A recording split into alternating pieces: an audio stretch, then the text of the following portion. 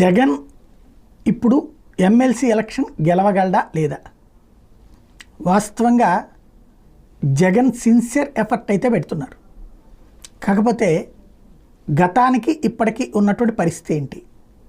విపక్షంలో ఉన్నారు, అధికార పక్షం జట్టు కట్టింది, ఓట్ల తేడా అయితే ఇద్దరి మధ్య 400 ఉంది.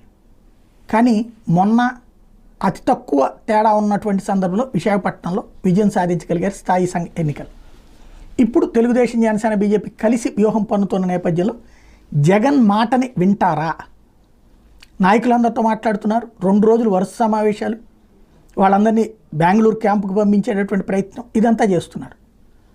జగన్ అయితే గతంలో ఈ తరహా అధికారంలో ఉన్నటువంటి సందర్భంలో లాక్కున్నారా ఎవరిదన్నా అంటే లేదు. ఎమ్మెల్సీ ఎలక్షన్స్లో వదిలేసినయే. అదే సందర్భంలో వస్తానన్నటువంటి వాళ్ళకి సంబంధించి కొన్ని తేడాలు ఉన్నాయి, కొంత